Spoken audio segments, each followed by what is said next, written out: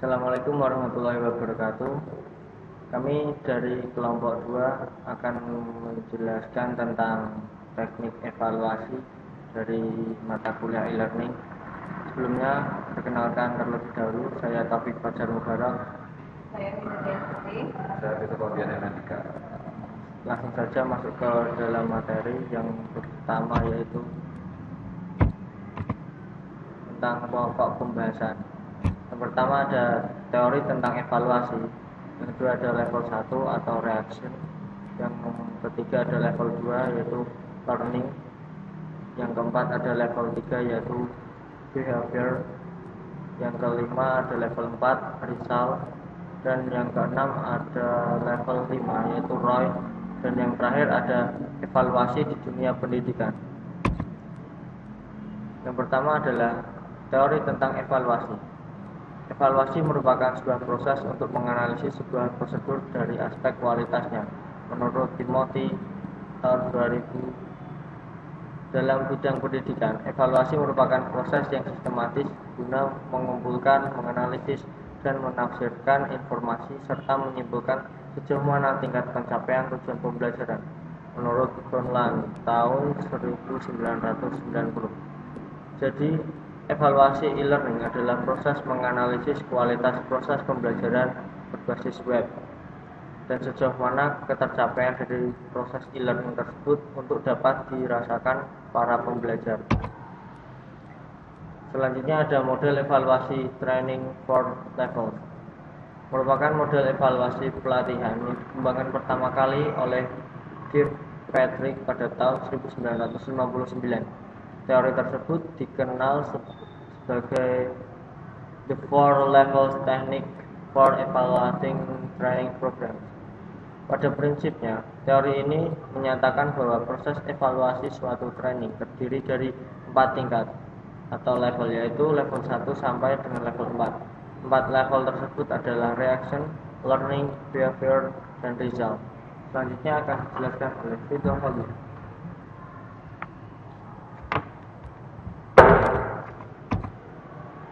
Kita masuk evaluasi level pertama, ya ini reaction. Evaluasi level 1 reaction merupakan evaluasi yang paling sederhana serta paling mudah untuk dilakukan. Evaluasi pada level ini meliputi tanggapan atau opini serta perasaan atau feeling peserta tentang situasi, kondisi, serta materi-materi yang didapat selama pelatihan. Effendi tahun 2005 halaman 156. Kirkpatrick 1959 mengatakan bahwa evaluasi atas reaksi peserta mengenai training yang diikutinya merupakan hal yang penting untuk dilakukan, karena menurutnya apabila seseorang peserta bereaksi negatif dan tidak menyukai cara-cara penyelenggaraan training, maka jangan diharapkan dia mampu mempelajari dan memahami dengan baik materi yang disampaikan dalam training tersebut. Hal-hal yang dievaluasi pada level ini antara lain mengenai materi training, instruktur atau trainer, fasilitas yang disediakan, waktu penyelenggaraan, serta metode yang digunakan. Yang berikutnya, evaluasi level 2 atau learning. Tujuan evaluasi tahap ini adalah mengukur sampai sejauh mana materi yang diberikan selama pelatihan telah dipahami, dihayati, dan diingat oleh para peserta. Pengukuran biasanya dilaksanakan dalam bentuk tes yang dilakukan sebelum dan sesudah training. 3 domain kompetensi, yaitu knowledge, skills, dan attitude, merupakan hal-hal yang dapat diberikan dalam suatu training. 3 domain kompetensi, knowledge, skill, dan attitude merupakan hal-hal yang dapat diberikan dalam suatu training. Evaluasi pada level ini juga menekankan pada seberapa jauh pembelajaran atau learning peserta atas materi training dalam konteks meningkatkan kompetensi mereka. Kirkpatrick menekankan pentingnya dilakukan evaluasi ini karena menurutnya jika seorang peserta tidak dapat memahami dengan baik materi yang diberikan, maka jangan berharap akan terjadi perubahan dalam behaviornya.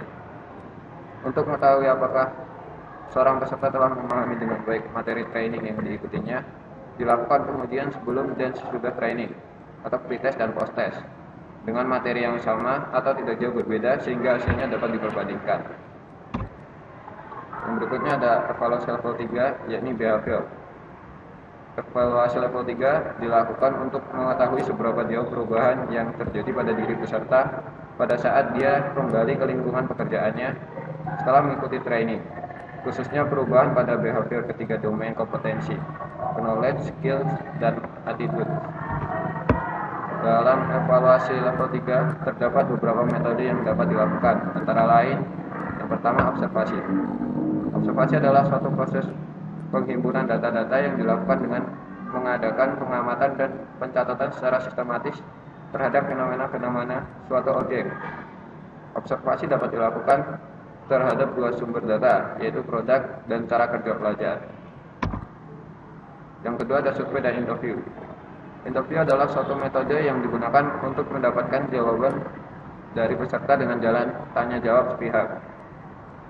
Survei dapat dilakukan lewat surat, email, maupun LMS, sedangkan interview dapat mendatangi target interview satu persatu atau mengundang mereka berkumpul dan menjawab pertanyaan bersama-sama sebagaimana dalam fokus group.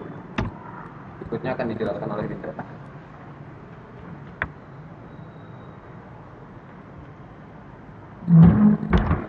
Selanjutnya adalah evaluasi level 4 atau research. Evaluasi level 4 diakui oleh Kirkpatrick sebagai evaluasi yang paling penting sekaligus paling sulit dilakukan, yaitu sejauh mana training yang dilakukan memberi dampak atau hasil terhadap peningkatan kinerja peserta unit kerja maupun perusahaan secara keseluruhan.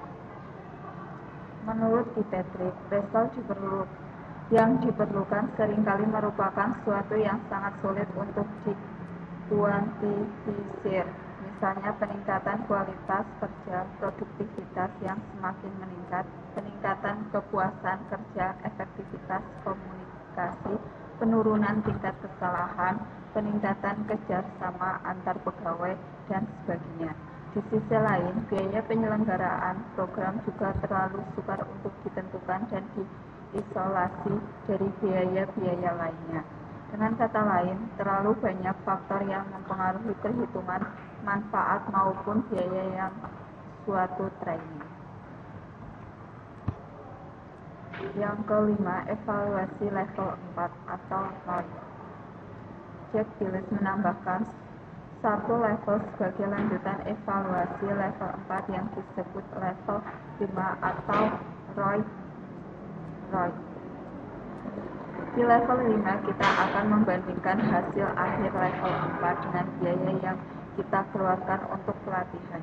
Jadi, level 5 hanya meneruskan sedikit hasil evaluasi level 4, yaitu menambahkan komponen biaya pelatihan. Jadi, kita melakukan perbandingan antara biaya dengan keuntungan dalam nilai rupiah. Selanjutnya, evaluasi di dunia pendidikan. Ada evaluasi produk.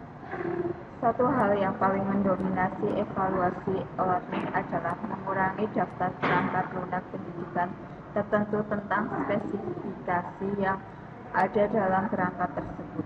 Kebanyakan daftar ini diterbitkan oleh pengembangan perangkat lunak. Sebenarnya hal ini bukan untuk bermaksud menanyakan kegunaan daftar atau laporan tersebut atau meragukan kebenaran yang ada di dalamnya, melainkan hanya sebuah evaluasi yang bukan konseptual, yang diterima akan produk yang dihasilkan. Yang selanjutnya, evaluasi kinerja.